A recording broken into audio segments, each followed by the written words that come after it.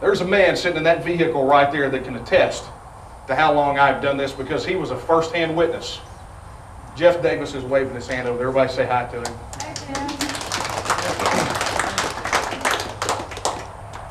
Jeff can attest. I've done this for a very long time.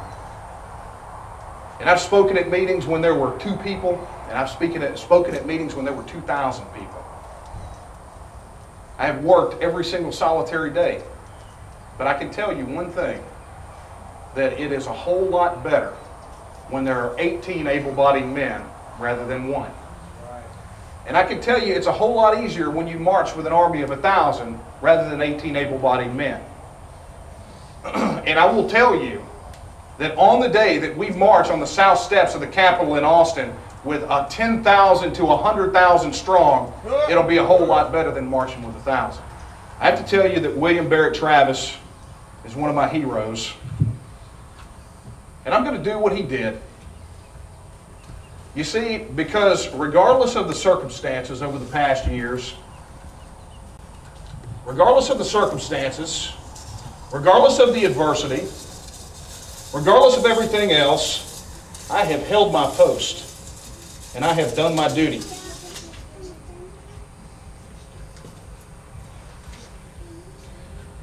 And so, folks, there's your decision. Right there, etched in the dirt. There's your line. I don't mean it figuratively.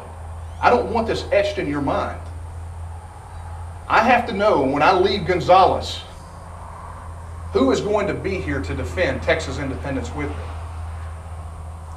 Who is going to be here and step across that line. As we leave here, I think it is time to send a message to the parliament of would-be tyrants that threaten to enslave us, that we have drawn a line here against the darkness, that we will no longer be subservient to a federal monster out of control, that there are able-bodied men and women that are ready for independence, and that we all collectively have a belief that Texas should be free and independent, and that we should all be free men and women. So say us one, so say us all. Hello folks, Hassan Sadat here, broadcasting from Gonzales, Texas, representing the long-running, award-winning Jeff Davis Show. And with me here today is Mr. Dan Miller, president of the Texas Nationalist Movement. Dan, thank you so much for speaking with us today. Thanks for coming out. Now Dan, for those of us out there, our viewers that don't know or have never heard of this movement, I take it's a relatively young movement.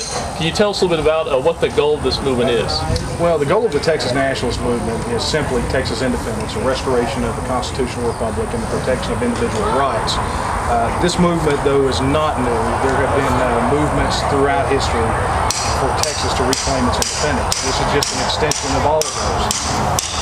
What would you say is the current strength of the movement as it stands today? Well, we have 250,000 members. I think our strength, though, is measured more not in how many members we have, but in how much support we get for this proposition.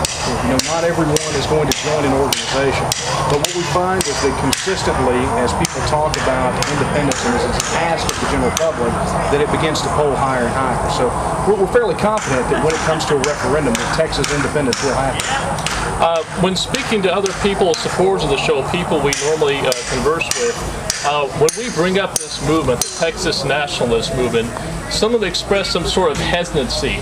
They like the idea in principle of Texas breaking off, but they're hesitant for a couple reasons. Well, number one, they're afraid it's another Fed plot. I'm sure you've heard of, the feds occasionally do start these front groups and get activists to join and shut them down. Another thing they're afraid of is that even if it is a legitimate group, that it will eventually turn to some sort of violence. I mean, how would you respond to those sorts of hesitant people?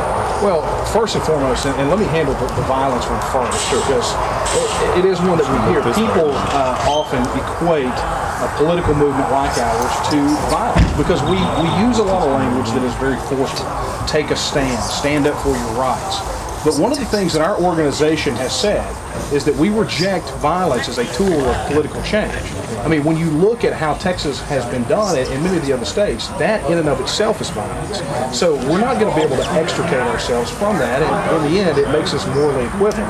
What we're going to have to do is we're going to have to seek the peaceful political process so that the will of the people of Texas can be heard, that we want to be free and independent again.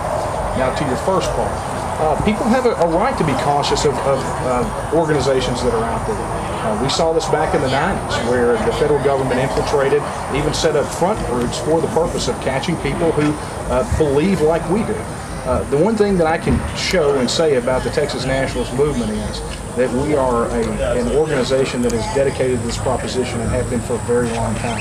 You'll notice with a lot of those front organizations that are just nothing more than catchers, that they are short-lived. But our organization and our movement has been going on now for well over a decade. So I would say that people could feel pretty safe with us. Let's say that your movement is successful.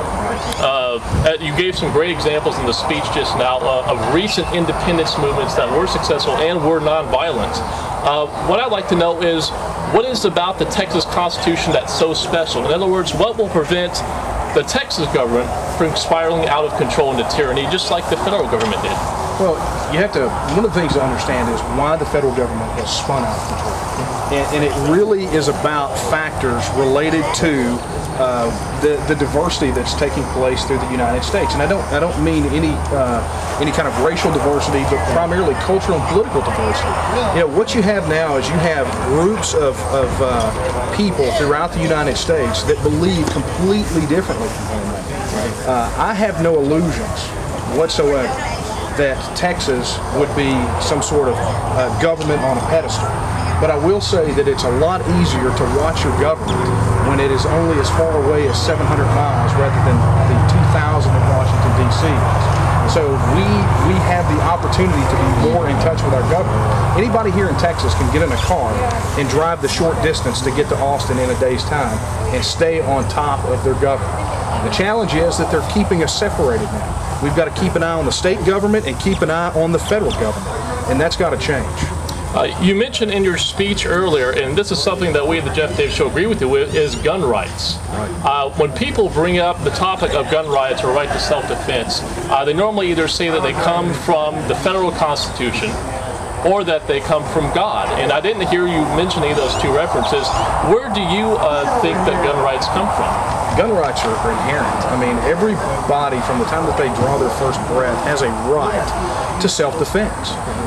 You know, and that really is where gun rights come from. It's not about hunting squirrels or going out and shooting skeet. It's about the right of self-defense and self-protection. So I think that a government that would deny its citizens the right to own guns are hypocrites because they arm themselves militarily to repel invasions. So it's the same thing. They're inherent. You're born with them. They don't come from a piece of paper, and even if the Constitution said nothing about gun rights, we would still have those rights. Now, admittedly, my Texas history is a little bit sketchy. I don't claim to be an expert. I read recently that right after Texas became an independent republic, that almost immediately a central bank was formed for the state of Texas. Not sure if that's true. I read that recently. I believe it was Wikipedia. Who knows who posted there. But do you believe a central bank is necessary if Texas were to become its own sovereign nation? I don't believe a central bank is necessary at all. And I think that we should steadfastly avoid that. You know, we find that the central banks are also kind of without a sense of another federal policy that unfortunately states have had to adopt and enforce is drug prohibition. Now, the Jeff Davis Show has hit the drug prohibition issue very hard for years and years and years now. It's a federal policy that's been going on for decades, and as far as we can tell, the only result of the drug war has been overflowing prisons and gang violence and corrupt cops, and all the drugs are still available. So my question is, say if Texas were to become its own sovereign nation once again, and you were its president, would you push to keep these sorts of federal drug prohibition, or would you adopt a decriminalization policy? Well, let's look at what the drug war has got. So we've got cartels that are fighting like crazy across the border. We've had 26,000 deaths over the past several years just in the border areas. What we have seen as a result of the drug war is an ever-increasing body count. Our prisons are full, the morgues are full along the border, and people are scared. So I think it's pretty obvious what needs to be done. However, what we see is a lack of willingness on the part of the federal government to stop the drug war because they're benefiting from it, and we see a lack of willingness on the part of the state governments to actually stand up and say, no, we're not going to do it. Of course, you know, they just had the decriminalization sort of in California, but you know, at least it's a step, and that's what you're going to need to see as a government with backbone. Texas independence gets rid of the federal issues that we would have to deal with and lets Texas judge the problem and allows us to apply our own solutions to it. A very common viewpoint of Texans is that federal troops are fighting for their freedom in all these foreign wars. Do you believe that federal troops are fighting for your freedom? Well, I believe that some of the federal troops are fighting for my freedom, but I think that's really a question that you're going to have to ask somebody who's serving over there. I see plenty of people coming back from Iraq and Afghanistan now that are having to ask questions about why they were even over there. I have a good friend who just returned from a tour of duty in Iraq. He was working at the complex where Tariq Aziz, Chemical Ali, where those guys were. And when he came back, this was his final tour, he said, I don't even know why I was over there. So I think that's a question that they're going to have to ask themselves. I know that I'm fighting for my freedom, and I do it in my way. But for whatever they do, I think you have to ask them.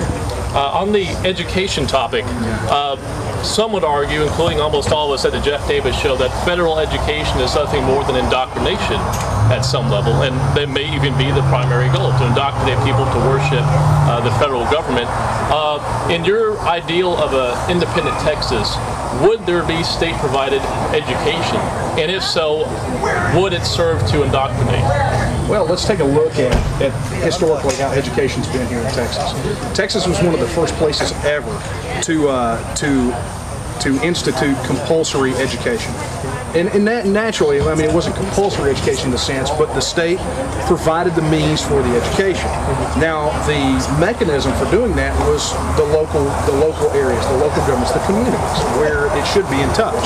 But unfortunately, we're in a situation now where the state government has decided to go in, and they've decided to go in and take control away from the local areas, the communities.